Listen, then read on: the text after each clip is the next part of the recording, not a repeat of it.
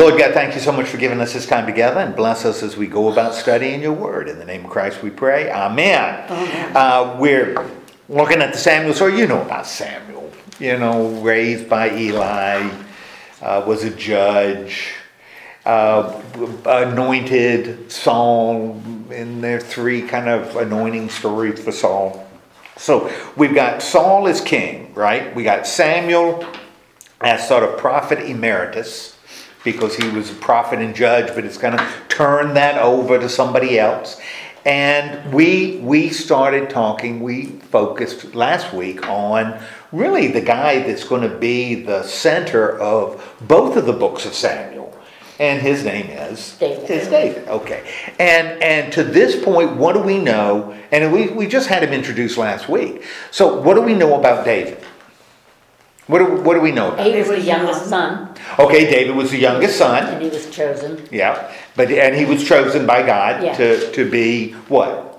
A king. To be king. Why? We got a king, right? Saul's king. Why do we need another one? Because Saul wasn't a very good king, maybe. Well, what? that's good. How exactly? Now, see, I'm going to be a teacher. Okay. You know, I said I'm going to be a I'll teacher now. exactly No. listen. I said, good answer. Yeah, okay. Oh, very good. How was he not a good king? Yeah. See how you transitioned right to how? How was Saul not a good king? What was the problem with Saul that would cause Samuel to go out, or God, maybe more pertinent, to be in the market for a new king? Well, What was Saul's problem? He was impetuous? Yeah, Yes. Saul was impetuous, and what did that lead Saul to do that was, because being impetuous is just being impetuous. What did that trait within Saul cause him to do?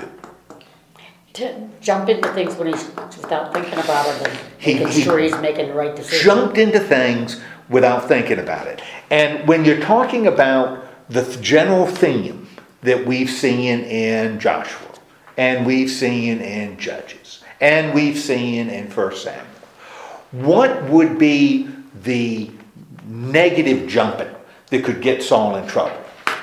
Well, he offered sacrifices Okay. and he wasn't supposed to. Yeah, when you start doing it with God, it's one thing to do it with people, to be impetuous. It's when you do those things that are wrong in the sight of God, like offering a sacrifice with good motives. You know, motivation is good. We need to win the battle. I'm losing my army. If I don't do a sacrifice to show that we are focused on God, they're going to be gone. So I can't wait the 7 days. I'm going to have to have a sacrifice in 5 days, because my army is going to be gone. And Samuel gets there and says, What are you doing? what are you doing? Why didn't you wait? Well, I couldn't wait. My army's getting, but you're not a priest. You can't perform the sacrifice. That's disobeying God. Remember the battle when he defeats the Ammonites and gets all their stuff. Takes all the stuff, the good stuff. And what did God say that he wanted Saul to do? Kill everything. Kill every person, kill every animal, just kill it. And that's what I want you to do. Same thing he said to Joshua. Saul says, I saved the best for I'm going to save the best to sacrifice to God. Now, good gracious, you'd say, Just a slight turn. Yeah, I'd say, well, your heart was in the right place. Your heart was in the right place. Well, according to the Old Testament, that's not relevant. If God said do it, You did it. you do it. And I mean, it wasn't insincere, it wasn't lying. He wasn't going to steal the stuff. He was going to sacrifice it to God. But if God said, don't do it, this is what I want you to do, and you don't do it, you're not obeying. And he saves the king, and the king, humble the king and all this stuff. I told you what you're supposed to do, and you didn't do it. Therefore, what's the consequence? God punishes you. God's going to punish you. You're going to be held accountable. If not now, eventually. And your accountability is How is God going to hold him accountable? What's going to happen to Saul? He's gonna lose some of the position, the king. There's going to be another Yes. king going to follow you, God's and not with him. God is Yes. I'm not going to be with you anymore. You're going to lose this kingship, and your family's not going to carry on the line. We're going to get a new king. And that's sort of where David steps in, right? And so David is the younger son, been anointed king by Samuel. What else do we know about David? He killed Goliath. Okay, we got that story of Goliath. And what does the story of Goliath, what is that sort of pointing to with David? Well, that was the Philistines, and he told Saul that he would do whatever he said. Okay? And he did. He did everything he was told to do. And God was with him. And God was with him. Yes. Okay, so we got Goliath, God is with him. We also have another story that seems unrelated, although we're going to kind of pick it up, that string in what we look at today. What else is going on between David and Saul? Now, well, Saul's getting jealous. Well, hold on that, because before we're going to get there today. What's the other story so we got the Goliath story where Saul is kind of desperate because the champion is there and challenging Israel, and it doesn't appear in that story that Saul knows David. David just shows up to bring his brother's stuff, food from home. And all of a sudden kind of gets caught up in it. And, when the Goliath is boasting, David says, he shouldn't be doing that, not to the army of God. And, if nobody will stand up to him, I'll do it. And somebody tells Saul, and Saul David does it. And he uses his skill as a shepherd to defeat the bigger guy. He uses what he would use his sling. Right, to fight off A bear. bears and lions and stuff So with he a was flock. using his talent. He was using his talent. He was using his skill as a shepherd to defeat this guy that other soldiers were afraid, because using their skill as a soldier, this other soldier is going to beat him to a pulp. But David is going to use a different strategy, like he do with animals, and it was successful. So Saul is very impressed, not only by his courage, but his faith and his ability to do that. Now we got that strength. And so Saul knows what David can do, and they become close that way, or there's a connection there. But there's another story before that establishes a connection that doesn't seem to be part of the Goliath story at all. Doesn't appear Saul knows anything about this in the story of Goliath, even though it follows. What's that other story? And he takes David in and wants him raises him like his own. Yeah, when he takes David in, and what's behind that story? Saul taking David into his household. Is that when the evil spirit came upon him and David became the soothing person? Yes, the guitar. Plays Harp. Plays the guitar, the little lyre. He'll play the harp to soothe Saul when the evil spirit comes on him, because the Holy Spirit, the Spirit from God, is gone. So that means you're susceptible to other spirits, and they torment Saul. And so he brings in David to kind of soothe him. Now that happens before the Goliath story, but the Goliath story doesn't seem to have. Saul doesn't know him in the Goliath story. So, we're talking about different strands that the writer is putting together, little independent stories that are floating around that the writer is putting into one narrative. Now, in this, it'll go back to the harp, the story of David soothing him in the evil spirit. So we don't worry about that, because we're looking at it to see what it might teach us, not only about these folks, but primarily about who God is and how we can relate to him. So we're not particularly worried that we've got these different strains that don't always fit like puzzle pieces. They sometimes are a little awkward. They don't complement one another perfectly. But we're not worried, because we're looking at what it means, less, some kind of a historic narrative. So anyway, we know stuff about about David. And David, by the time we get to the end of chapter 17, what's the relationship? Now, we haven't gone into 18 at all. What's the relationship between David and Saul? What's their relationship at the end of chapter 17? It's when the king wants to find out who David is. Well, before we get into 18, what is the relationship, just in general, based on what we saw in 16 and 17, what's the relationship between David and Saul? Is it good? Yeah, it's a good relationship. You know, Saul, from the Goliath story, respects David as a warrior and a smart guy, a smart kid. He also appreciates David as a person who can soothe his migraines when they come in on him. So, the relationship is good, but there's some potential issues, right? That David, we know things about David that Saul doesn't know. And what principally do we know that causes us to say, this is not going to continue? What do we know that Saul doesn't know? David's been chosen to be king. David's going to be king. David's going to be, and to complicate it a little bit more, we have another character that's been introduced. And who's the other character? Jonathan. And who is Jonathan? He's Saul's son. He's Saul's son. Therefore, when Saul passes, Jonathan should inherit the kingdom. And we know that it's not going to happen. But Jonathan doesn't know.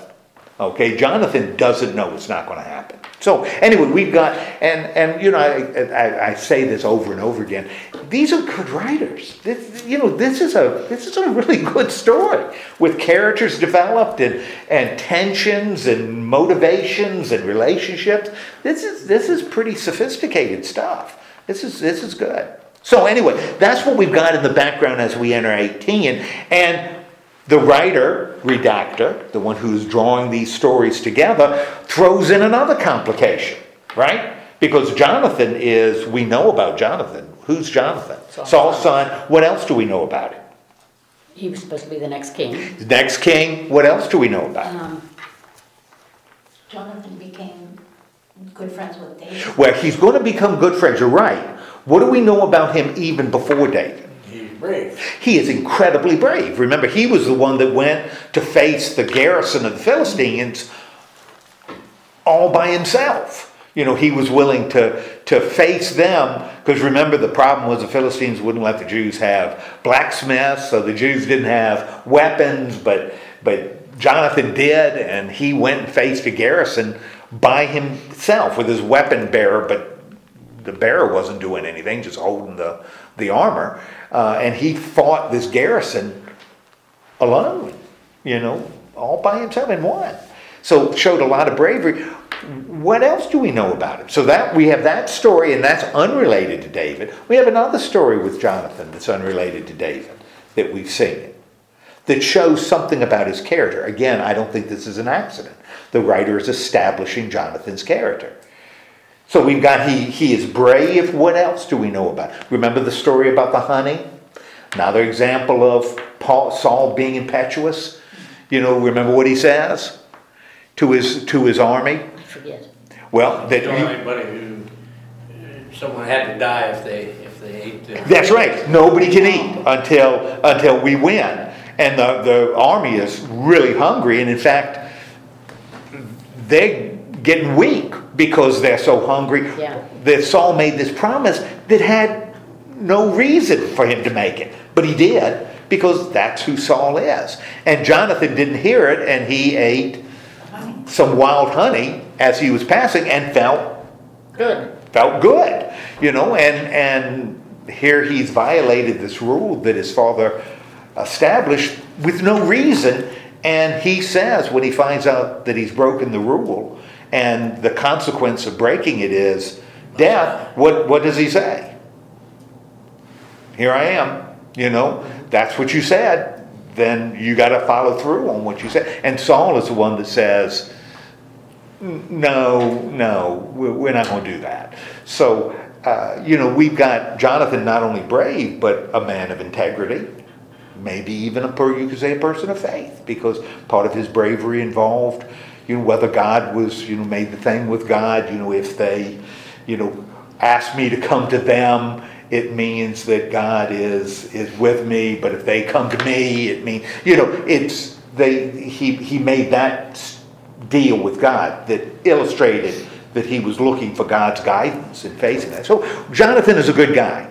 Right at the beginning of 18, to complicate things, what happens between David and Jonathan? They become one in spirit. Okay, they become one in spirit. In other words, what's happened between David and Jonathan? They've learned to like each other a lot. Okay, they become really, really Close. They become really, really close. And now, as this happens, we know Jonathan, we know who he is. Good guy, person of integrity, brave person. We also know he ain't going to be king, right? And in fact, what does Jonathan make with David? A covenant. He makes a covenant with David. And that this is going to be this relationship between he and David. And to symbolize this relationship, what does Jonathan end up doing? Giving David his clothes. Giving David his. Did he give him his coat and his armor and sword and helmet and all. His little tunic? Yes. Gives David the stuff. Yeah. What do you think the writer is conveying to us? How much he loved David. Okay, that we've got this strong relationship between David and Jonathan, and it's being really, although it's certainly a mutual one, because that seems that one in Saul, but it's a lot of this seems to be initiated by Jonathan. So this person we've met and we know isn't going to be king, somehow that's not going to happen. He's the one that's instigating this closeness with the person we know is going to be king, the one with whom God is with. Don't you think Saul as king, though, is for a king, he is sort of affected by what others think? Well, now we to this point, you're 100% right. To this point, we've got a good relationship between Saul and David, right? Mm-hmm. Saul thinks David is great. Yeah. For two very strong reasons. Well, in verse 5, we start seeing a shift, right? Mm-hmm. And what is described in verse 5? That whatever Saul sent David to do, he did. Okay, so David is a good Leader. He's a good leader. He's a good soldier. Mm-hmm. Saul gives him orders, and David he obeys. He obeys, and so he goes out, and of course they're fighting the same villains that they fight all the time. Who are they fighting? Philistines, of course, because the Philistines are the bad guys. And so David is going out and fighting the Philistines. Evidently Saul is with him. And when David comes home after fighting the Philistines, how is he greeted? Women came out of the town. Women came out of the town to greet him. Now, I remember that well. Whenever I'd go back to Norfolk, that would happen to me. The women would come out. Usually they'd come out of town and hide. Because they thought I might be calling them on the phone. So but the women came out and they greeted David as he came in, and they said, what was their little chant? Saul has slain his thousands.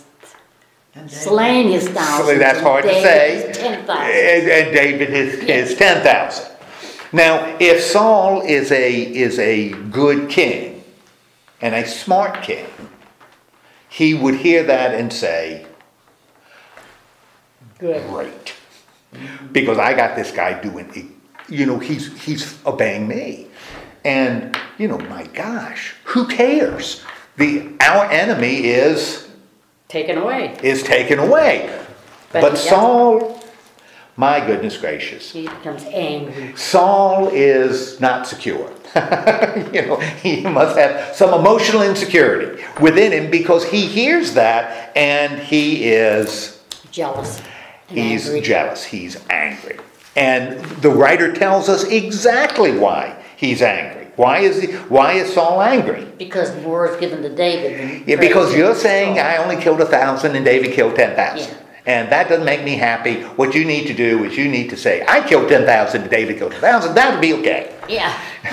right? Because I'm about 12 years old, and that kind of thing really hurts my feelings. Yes, and he's out in the yard. Right? And that's now the writer, the redactor in the story has really told us, given us insight in terms of why this would be happening.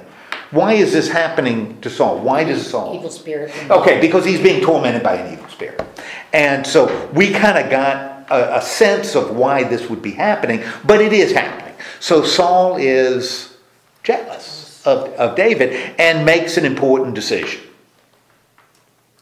Gonna have him killed. Okay, David, he's going to watch him. He's going to watch him from this day on. Okay, now, new story, right? Next day, what happens? Oh, well, the evil spirit came on, forcefully on Saul. Okay, boom, evil He's spirits on Saul. prophesying. Okay, so we're back to the story about David playing The harp. the lyre, right? And the evil spirit comes on Saul, and what does Saul do? Throws the spirit, David. Well, yeah, rants and raves, Yeah. right? Because that's what I know from experience. That's what happens. You know, when evil spirits come on you, you rant and rave and act like a fool. And David is doing what? Okay, he's playing the harp, and that's it twice he misses the spirit. yes, and Saul tries to Kill him with the spirit. kill him, and the writer tells us it's very specific.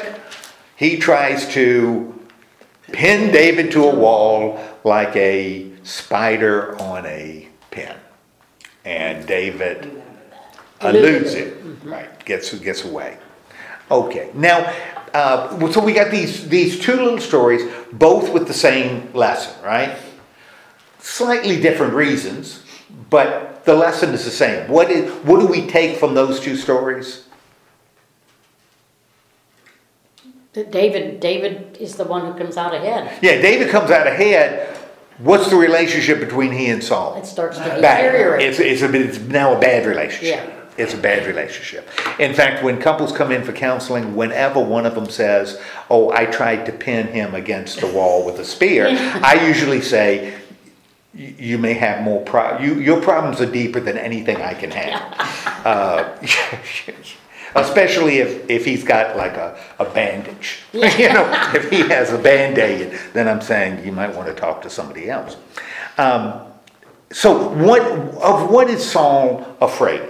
Now, we get this guy organizing the story. What is Saul afraid?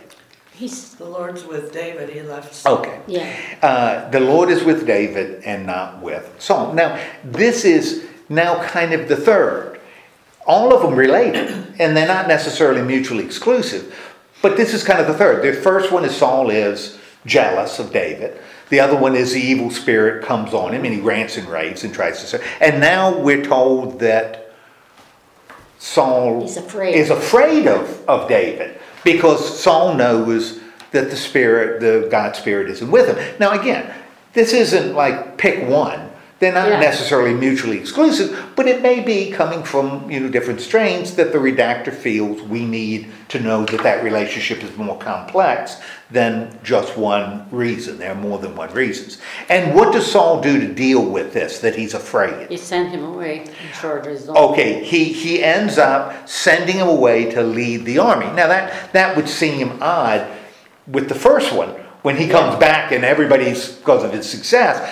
Therefore, this is another example where these strains don't necessarily fit perfectly together, but the writer wants us to hear all of them. So without sort of changing them too much. So what does Saul want? What is he looking for to happen by sending David away to fight? Maybe he'll get killed. Well, could get killed at the very least. He ain't here. Yeah, it's He's away. gone. He's out of my presence. But of course, because the Lord is with him, what happens with David as he goes off? He was successful. He is incredibly successful. And what is the reaction of Saul when he hears of all of David's success? He said he wouldn't raise a hand against him and let the Philistines kill him. Okay, yeah, well, not even there yet. It says he was, when he hears about all the success, he is, Afraid. yeah, 15. He's in awe of David. You know, this guy's having enormous success. And who's coming out to greet David? All of Israel and And Judah. Judah. All of Israel and Judah. Again, remember, Israel and Judah reflects a time that's coming later, much later, but the writer is writing to people who live in a different time. So Israel and Judah, two different places. The writer is saying, at least when the people are reading his account, he's sort of putting that in the past so that they can understand that it's not just the northern kingdom, but all of Israel, the united kingdom, is coming out to greet him. So what is Saul's next strategy? Offers his daughter. in Okay, marriage. going to offer his daughter in marriage. And it's kind of interesting because he does it twice. But we're not going to worry about that because we've got two daughters. You know, if you have a lot of daughters, you can offer them. Give them more and yeah, more. yeah. You know, if I had two daughters, you know, I could offer one and then change my mind and then offer the other. So he's going to offer his daughter in marriage. And the strategy is kind of an interesting one because he's going to do that, which we saw earlier in the Goliath story. He said that, you know, that Saul would do that to the person, again, he's kind of impetuous, who would defeat Goliath. And how does David respond? So he's going to offer his daughter. He's not going to kill David. You know, it's kind of, you know, to make David suffer, he's going to get him married, right? You know, that'll teach him. You know, and I know my daughter. It's not going to be easy. So, because she's spoiled, so she's a princess. Yeah. You know, so that's not going to be easy on David. But David is not going to die at Saul's hands, right? That the Philistine, and I don't know how you get logically from I'm going to offer my daughter to him and the Philistines will kill him. You know, it doesn't logically flow. Although later with the other daughter, it's going to be a little better explained. But Maybe he was just sweetening the pot. I'll give you this, but you need to go well, and win. well, we know in the next story with Michael, that's what's going to happen.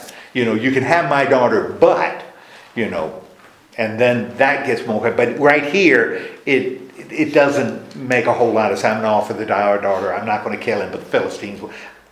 Okay, whatever. But this does give David the opportunity to say something that I think is important, that becomes really important in the more developed story that's going to come later. And how does David respond? He doesn't feel he's worthy. I'm not to be the worthy. son-in-law. You know, I'm not worthy to be your son-in-law. Well, that's good because the daughter's already been married off to somebody else. But there's another daughter, right? And she's in love with it. And Michael understands or loves David, right? Yeah, she loves David. Now, why did this please Saul? He had a second chance to become a son-in-law. Okay, it's going to be second chance to be a son-in-law, and it also does what? If Michael loves David, why does this give? And David's already said, "I'm not worthy to be a son-in-law. I'm not worthy. I'm from the wrong side of the tracks, so I shouldn't be your son-in-law." Why does the fact that Michael loves David? Why does Saul see that as an opportunity?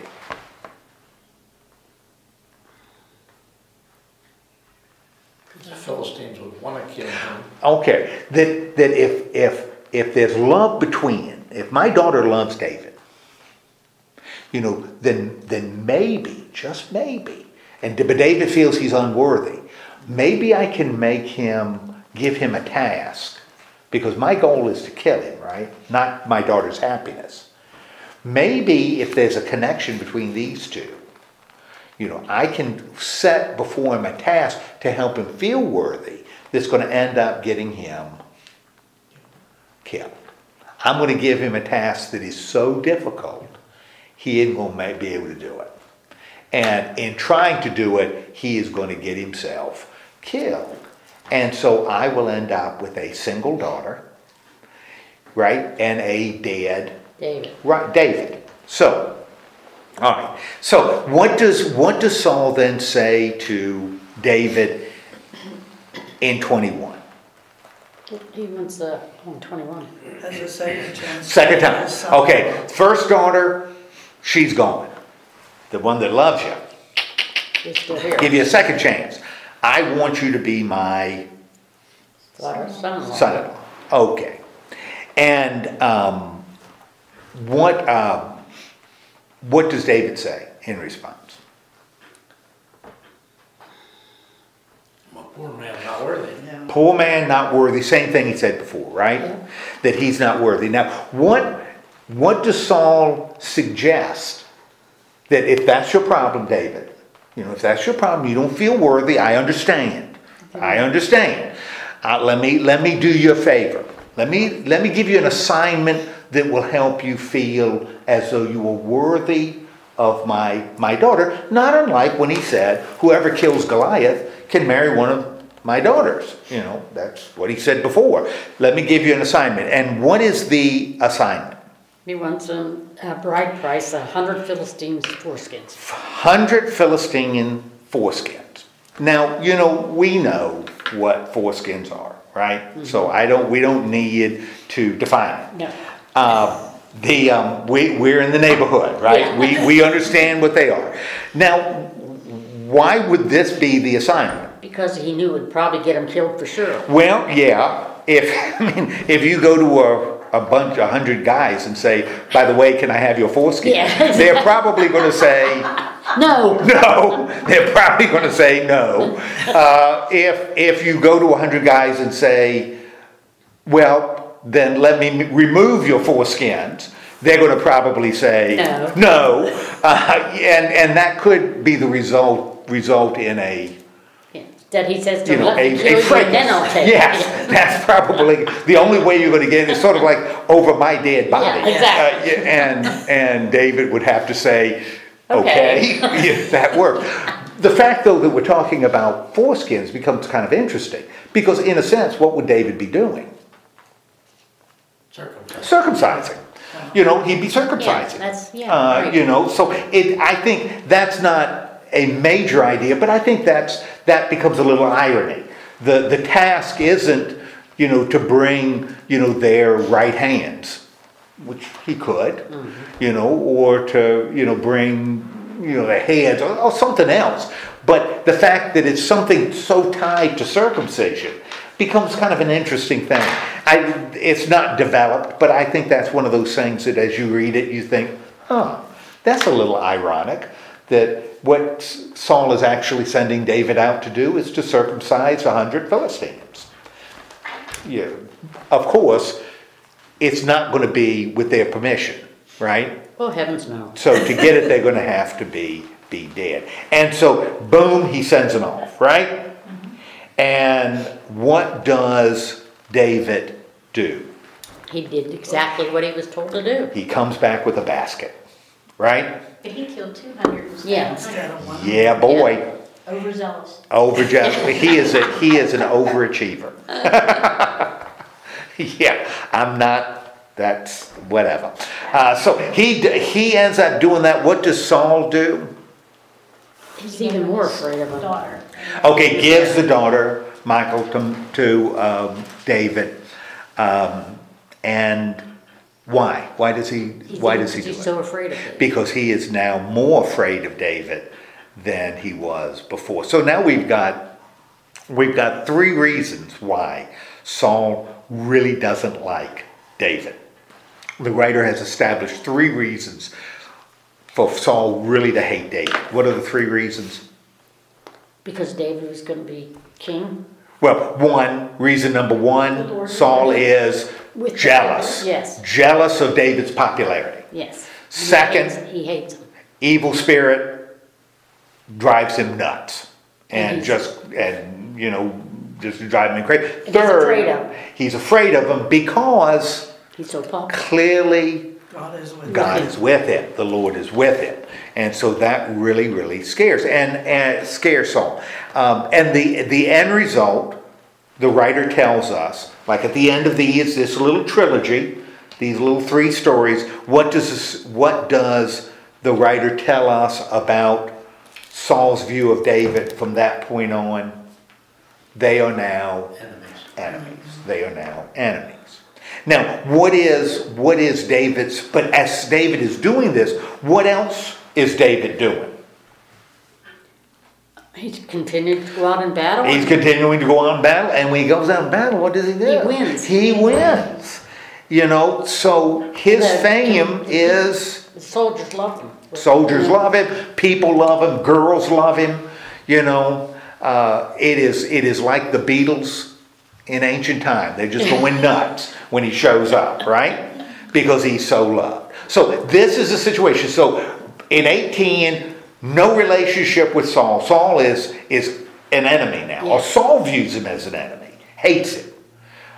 David is incredibly successful. We're not surprised that he's successful. Why is David successful? God is with him. Okay, now, in the beginning of 19, we go back to a character introduced at the beginning of 18, comes back at the beginning of 19. Jonathan. And Jonathan comes back. And what is Saul's plan for David? He wants to kill him. Okay, he wants to kill him. And who does he tell?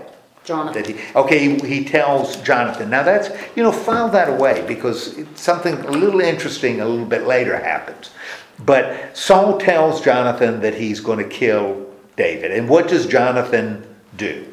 He warned him. Okay, he goes and he warns David. And how does he warn him? He told him that his dad was looking for a way to kill him. Okay, that my dad is looking for a way to kill him. Now, how does Jonathan then intercede for David? What does he do? If he knows his dad's out to get David, and he warns David, man, you got to be out here. You got to get out of town for a while because my dad is gunning for you. What does Jonathan then do to sort of intercede? He goes and talks with his father and asks him why he dislikes David. He goes, talks to his father, and why is Jonathan doing this? And when he talks to his father about David, what does he say? Not only is he seeking information, why do you hate him so much? What else does Jonathan say to his father? Let not the king do wrong to his servant David. Okay, so what does he start talking? When he talks to his dad, Dad, why do you want to kill him? Especially considering all he's done. He has been the best thing in the world for you because he is doing incredible things, and he's helping the country over which you are king. So anything he does, good thing he does, makes you look good too. Understand. You don't need to be jealous of a general that's doing everything you tell him to do and is successful. This is good news. Now, what is this, as we are reading it, what is this saying showing about Jonathan? Because again, the writer doesn't need to include this, but he does. He does put it in here. He puts it, it's how much he cares for David. Okay. To go and talk to his father. To talk to his father, because Jonathan is running a risk. I mean, Saul's a king. So we get this strong relationship between David and Jonathan. Not a shock because we saw it before, right? Mm-hmm. So David, we got it at the beginning of 18. So they're incredibly close. How does Saul respond? He listened to him. He listens to him and says, surely he will not he won't be put to death. He won't be put to death. Okay, he's not going to be put to death. And what does Jonathan do? He told David. He told David, and then what happens? Brought him to Saul. Brought him to Saul, and so he's with Saul just like he used to be. Before, So we're back the way it was. Maybe not so much a story about, because we know immediately that the animosity is back. So it's not like later he got mad again. So this maybe is a little story. Again, the writer has a purpose to show the closeness that David has towards the closeness between Jonathan and David. And remember, just like the covenant in the beginning of 17, who's taking the initiative in this? Jonathan. Jonathan is. It's not David saying, would you talk to your dad about me? Yeah. It's Jonathan saying, I'll do it. Yeah. So Jonathan in this, David is certainly sort of is innocent, but it's Jonathan that's saying, I'll talk to my father. I'll straighten it out. I'll bring you back, to my dad. So it's Jonathan this taking. So in our view, in terms of a person, in terms of a character, how do we end up seeing Jonathan? As He's a the, good guy. As a really, really good guy. And yet in the back of our minds, we know what? that he's not going to be. He is not going to be king. Something's going to happen that's going to cause Jonathan not to be king. Now, it's also interesting that in this, we don't get a sense that David is saying, well, I'm going to be king, and this is part of a strategy.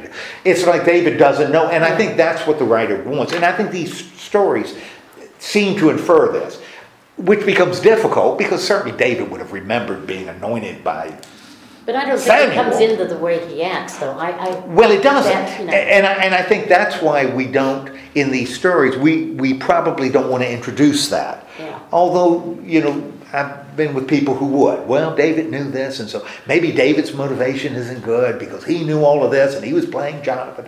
Well, no, don't do that. No, just let the stories live on their own. Yeah. There's no inference in any of this that David really knows he's going to be king. Yeah. Through all of this, and it's kind of playing everybody a little bit. There's no suggestion of that. So maybe that story is for us, the reader, but we don't want to incorporate into everything else. Because again, we're talking about story. Saul at this point doesn't know that David was anointed king. So he knows the Lord is with him. And he is jealous. And it sure seems as though Saul has an idea that the one on whom the Lord rests is going to be the ruler, because he takes such action to prevent David from even surviving. So Saul seems, but we don't get this idea that David knows, that David is conducting a strategy, so that he ends up on top. We don't get that. And I think that's a good thing, because if we did, then how do we view David's character? He wouldn't be a good guy. He's not a good guy. Then he's doing something terrible to Jonathan. Becoming buddies with a guy he knows ain't going to be king, I'm going to be king. Yeah. That doesn't make him look good at all. And I don't think the writer wants that for us, because he doesn't want us to look at David as a schemer. No, David is a very honest, innocent person. But Jonathan, Lord have mercy, Jonathan, he is really incredible. He is really incredible in this. But Jonathan isn't the only one in Saul's family that's helping him, right? Who else helps David? David's wife. David's wife helps him, right? Okay, and what's going on in verse 8? War broke out again. You got war breaking out again, and what is David doing? Out to fight the Philistines. Okay, he's fighting the Philistines. Is he successful? Yes, they fled. You better believe it. What happens with Saul? An evil spirit came upon him. Evil spirit. What does he try to do? Yeah, I'm having deja vu all over again, because this is the same story again. Only with David leading an army, and winning victory. Saul tries to pin David to a wall. Now, but David escapes, flees. What does Saul then plan? He sent somebody to watch David's house all night. Okay, we're going to watch David's house, and what is the strategy? What's the plan? To kill him in the morning. We're going to kill him in the morning. And what does Michal do? She tells David to get out. Okay, she warns David too. So now what have we seen? What do we have in this Jonathan story? and his wife helping him. The brother and sister, both of them, two children of Saul, end up betraying Yeah. their father to warn David. David. And what does she do so she tells David, my dad's is out to get you. She lowers So him you out gotta through- get out. She lowers him out through a window. So we've heard that before, Yes, right? in the other That story. dropping down from a Yeah. window, so that's not unusual. And what does she do to fool the agents of her father? She puts an idol in bed She puts an idol, which, you know, with good hair. yes, I have seen situation comedies for years. And how many times have I seen kids do this to their parents? You know, put some kind of mannequin or something in the bed with hair on the head and they pretend they're sleeping, right? Yeah. And that's what he does. That's the story here, right? They put an idol in the bed, and what does she put on top of the idol's head? Goat's hair. Goat's hair. So David must have been a lot of kind of curly. Yeah, good you know? head. Yeah. He was very different from me because he had plenty of hair on top. And what does Saul do? He asked his daughter why she deceived him. Okay, why did you deceive him? And what does she end up saying? Tells him he's sick. Okay, that yeah, that he's sick. Okay, so at this point we've got two stories, right? Jonathan and Michael. What do they have in common? They both with David. They are both helping David. David. Okay, so what do we, the reader, take from these two stories? They know David is right and that God's with Okay, him. that God is with him, and even people within Saul's family know that God. Okay, so David is, where does David go? To Sam. Okay, he goes to Samuel in Ramah. And what happens when Saul sends messengers? They end up prophesying. with the people. Okay, ends up, because remember we had that little story earlier with Saul. Remember when Saul, goes to try to find you remember? He's looking for his donkeys. When he finds looking for his donkeys, he thinks Samuel might be able to give him information. And he does. He finds Samuel, and Samuel, anoints him king. And as he's leaving, he runs into a bunch of prophets. And what impression do we have of how these prophets are acting? They're prophesying, and everybody that comes near them is prophesying. Yeah, and what sense of, when you say prophesying, they're not... No, they're speaking. Yeah. They're kind of going... Blah, blah, blah, blah. Yeah, they're kind of going nuts. They're dancing and chanting and doing all kinds of stuff, right? And because the Spirit's on them, right? So they're really going to it. And when the messengers come, and what happens to them? They start prophesying. So more messengers are sent, and More are prophesying. they start prophesying, right? God better forgive me, blah, blah, blah, blah. Yeah, but that's what they're doing. They're just kind of in ecstasy. Yes. Because they are so filled with the Spirit that they are, which isn't unusual in any culture. I mean, that's, when I was a kid, my mom used to say when we were running around the house, you look like a bunch of whirling dervishes. Yeah. That's what she used to say to us all the whirling dervishes. And we didn't know what a whirling dervish was, but that's what she would say. Just like she would say, to get us to eat our food. She'd say, there are starving children in Yes. Armenia that would love to get this food. Yes. And I didn't know where Armenia was, was but there it. were starving children there, Children. and they would love. Now, how overeating helped starving children in Armenia, I never really figured out. But somehow I was helping them by eating my collard greens. Yeah. That was somehow going to be helpful to them, and I did with reluctance. But but whirling dervish, those were that's in Islam, and they would be so filled with the Spirit they would. Prophesying is really good at it. They would whirl. Yep. And the amazing thing, when you whirl, what happens to you? You get dizzy. You get even more filled with the Spirit. You get even more dizzy, you know, and kind of stumble around and so. And so that's not unusual, that you become so in touch with God that you kind of move beyond any sense of reason or even control. That God has taken charge and you are sort of out of control. And that's what's happening here. You know, so this God's presence is almost like the writer, and then he drops us in and then leaves it. So he doesn't call it back. It's like we've got, you know, these stories establishing certain things that we want to remember. You know, Jonathan is an incredibly good guy. Saul is after David for a variety of reasons. God is still engaged in this story. God is still a part of this story.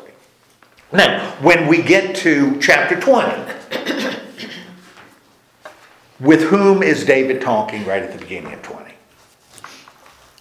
He went to Jonathan. Okay, he's back with Jonathan, right? And what does he say? He's wanting to know why the king is against him. Yeah, why is your dad? What have I done? You know, what have I done?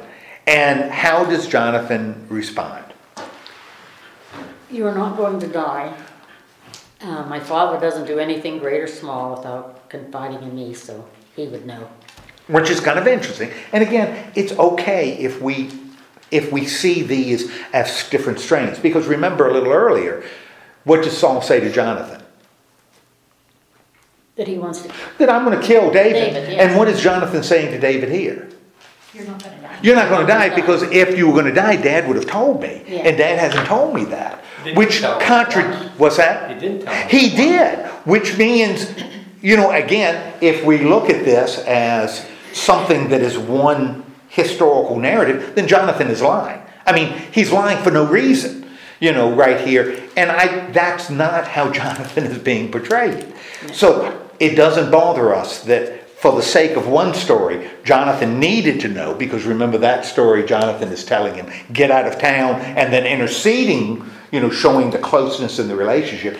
This is, for the sake of this story, Jonathan needs to believe that, you know, Saul may or may not be, but may not be going after your life, because that becomes kind of the point of this story. You know, let me know, you know, I'm going to let you know if my dad is really going after you. But you know, he really doesn't want his dad to be going after him. Of course not. Of course not. But this is one of the problems when we force kind of a rational historical perspective on these biblical stories.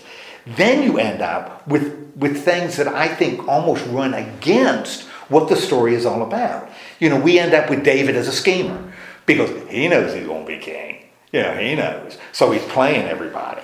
You know, and that's not what I don't think what the writer, there's nothing, no reference, no inference that that's what he wants us to believe. Here, well, Jonathan is lying right through his teeth.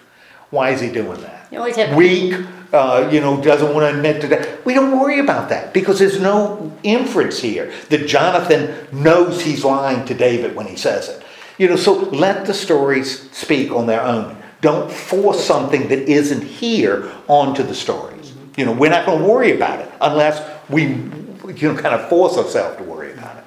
So, anyway, so Jonathan says, look, if Dad had wanted to kill you, he would have told me because he tells me everything. And what is David's concern? well, that Jonathan doesn't believe his father trying to kill him, and he knows he is. Yeah. I know that your dad is after me. Mm-hmm. I know he's trying to kill me. You may say not because he's never talked to you about it, but I know, you know, I've been there. And so what does Jonathan promise? He will do anything he wants. Again, Jonathan is the one here that's going to kind of make is going to be involved. Jonathan's going to be involved. And what's the plan? Now this time Jonathan isn't coming up with a plan, but David does. And what is David's plan? Well, there's a festival coming, and he said to David not to come and see what the king says. There's a surefire way to determine if your dad is really angry at me or is gunning for me. And again, this is ancient people. That's why they drew lots. You know, if you draw lots, God has to be in control. So the winner of the lot must be the one God wanted to win, because now, going to do the same thing here. We're going to set this scene so that I'll know whether your father is out to get me or not. And what's David's plan?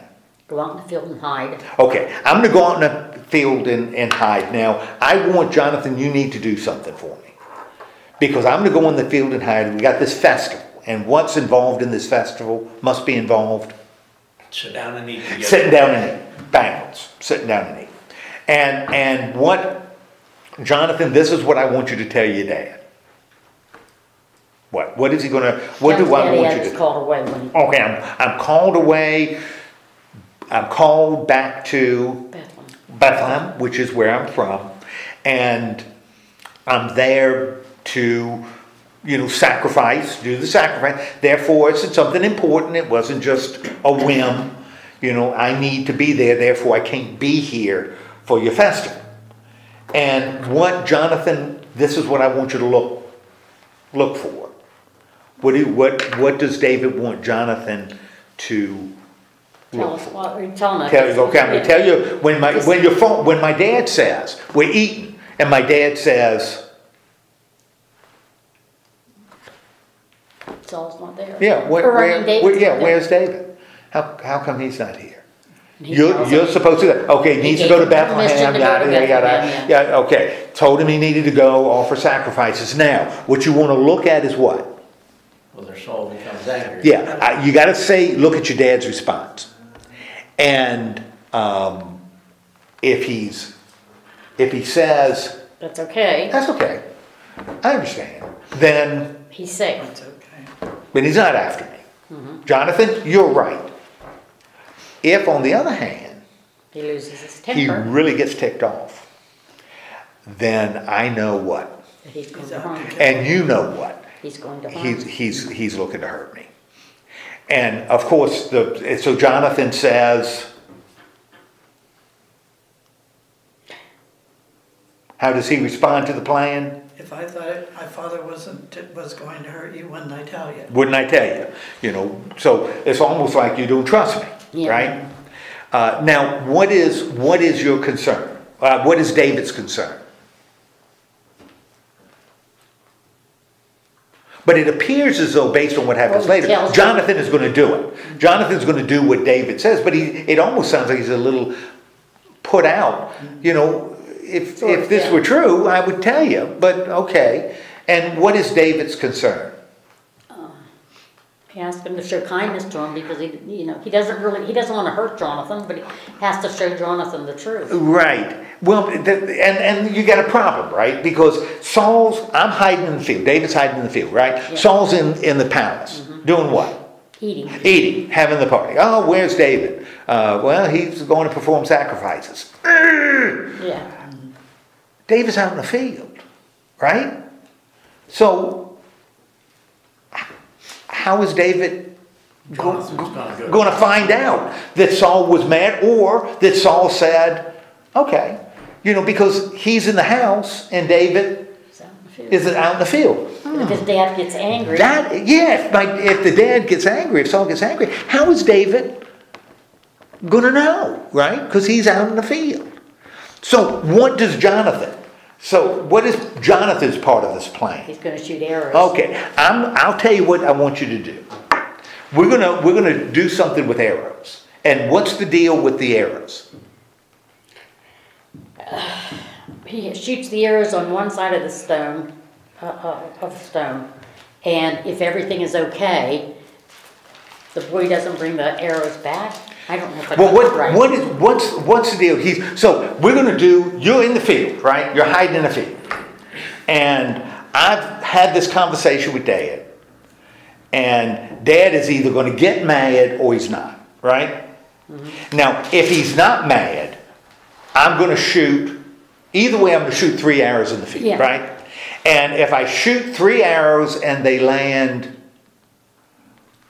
beside you, close to where you're hiding, and I send my boy out to retrieve the arrows, then you know what? You're safe. you're safe.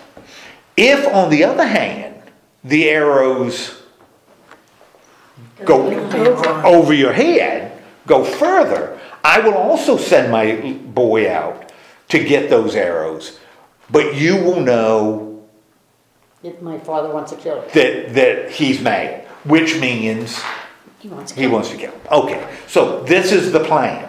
They've got a plan. What happens? David's out. Where is David? He's out in the field, Yes, right? Yes. The king is eaten, right? Okay. And what does Saul at this party? But David's place is Empty a second time. is empty. Now what does Paul assume?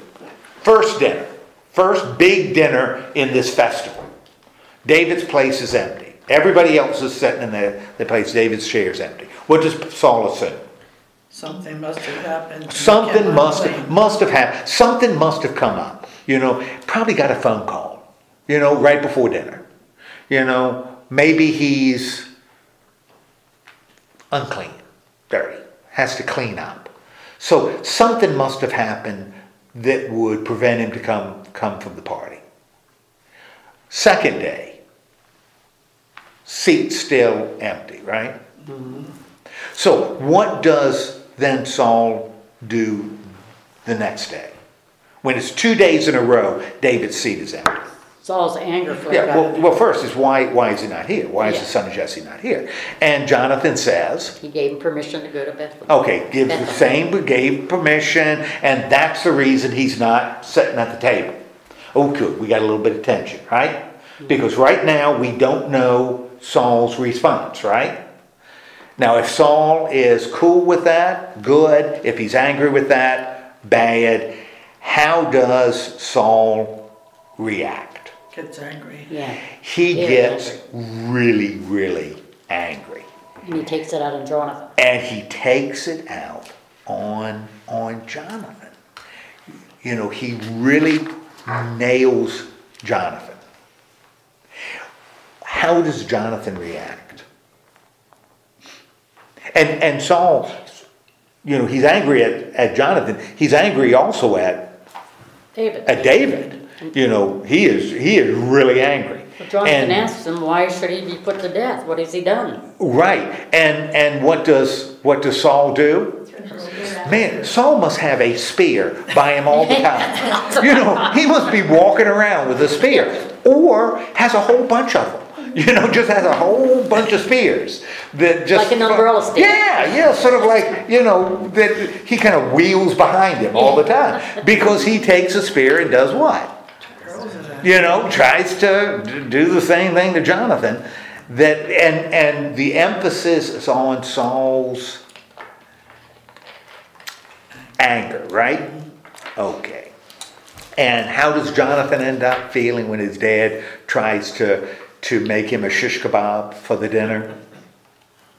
He was grieved. He was grieved, but he was also Angry. He was also angry. So now what has happened between Saul and Jonathan?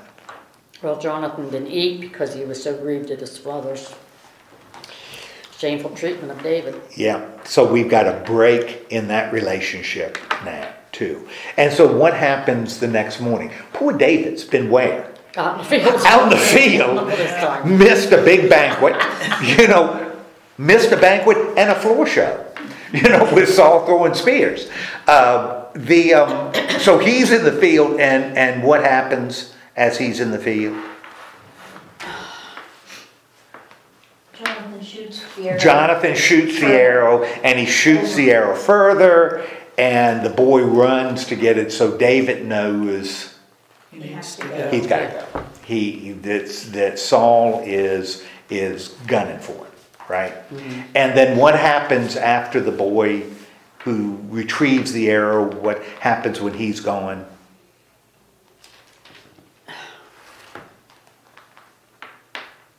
Because that's not the way the story ends. It's the boy doesn't get the arrow, and David then hightails it out. Who comes out to meet David? Jonathan. Jonathan comes out. after it's over.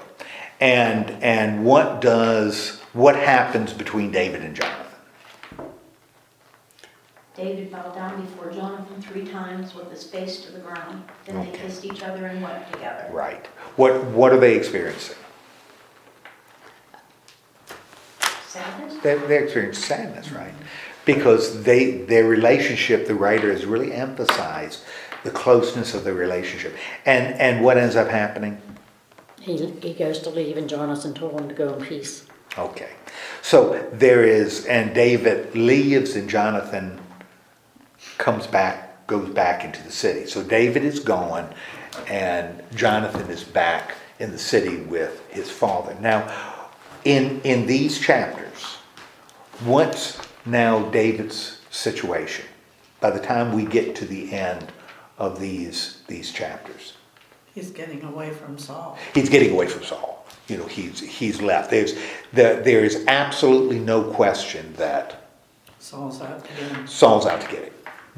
And the writer told us, that Saul sees David as an enemy. He is out to get David over and over and over again. David has allies, right?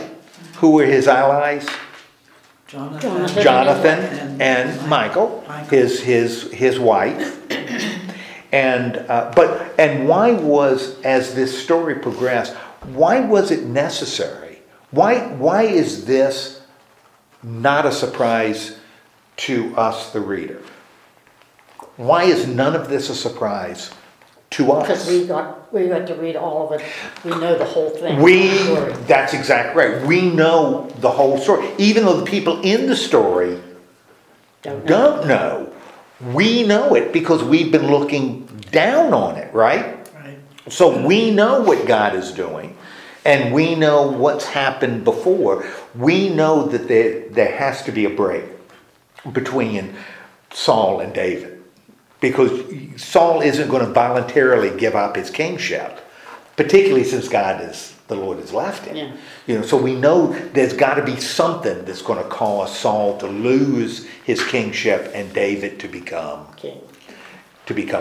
We know that's going to happen. We don't know how, but we know it's going to happen. We do know that even Saul's family is broken. And that's one of those interesting things that we see in Scripture that happens, particularly in the Old Testament.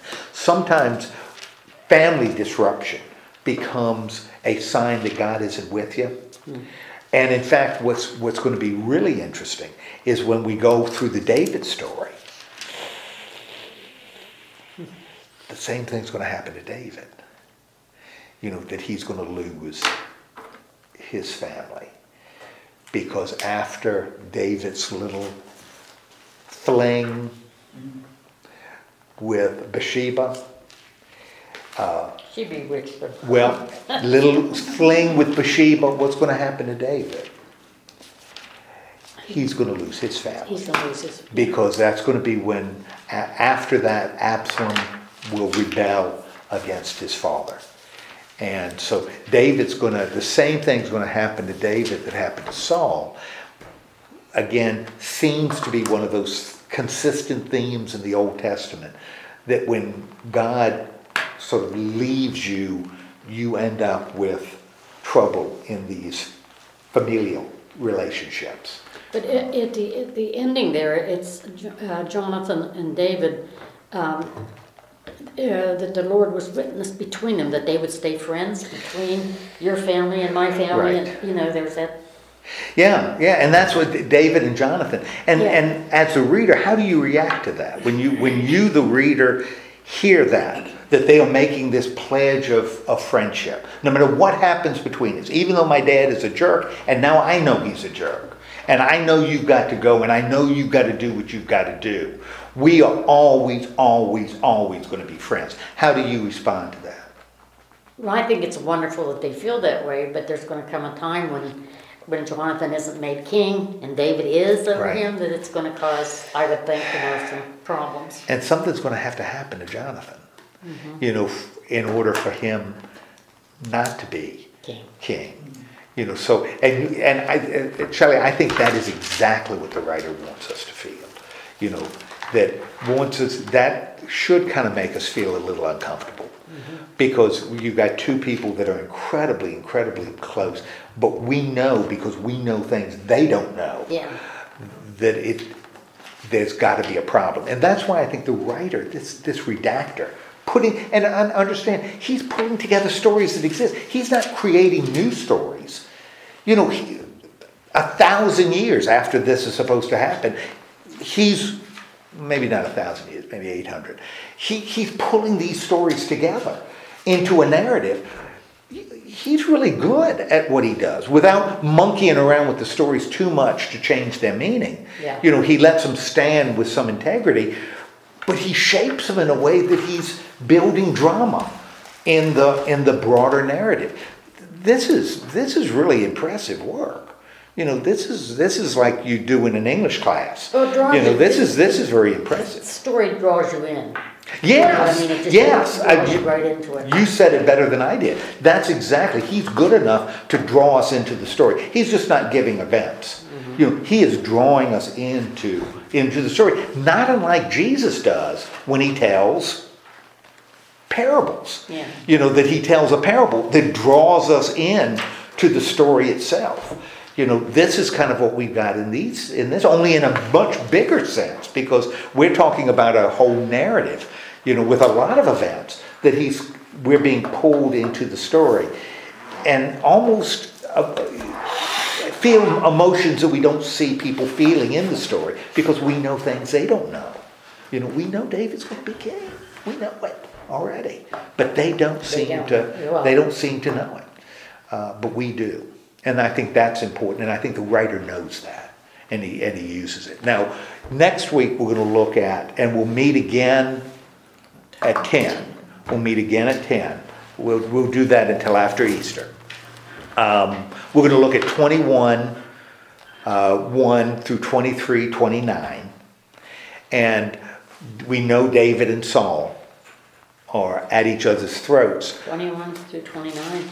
21, 1 through 23, 29. And so we've got David is going, right? He's out of town. And that's what we're going to look at. We're going to look at David out of town and Saul coming to get it. We're going to get Saul coming to get David, trying to get David. Yeah, that's but what say it's David's gone. Saul's going to go to almost any length to get rid of David, you know. Yeah. And yeah. And it's interesting, like I said, that the writer gives us 3 motivations. And even when Using David little did- independent stories, gives us 3 motivations on why he's doing it. He's jealous of David. He's got an evil spirit that torments him.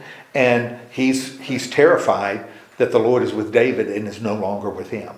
And, you know, why is Saul doing that? Boom, boom, boom. That's why Saul's doing it. Okay, let's have a word of prayer.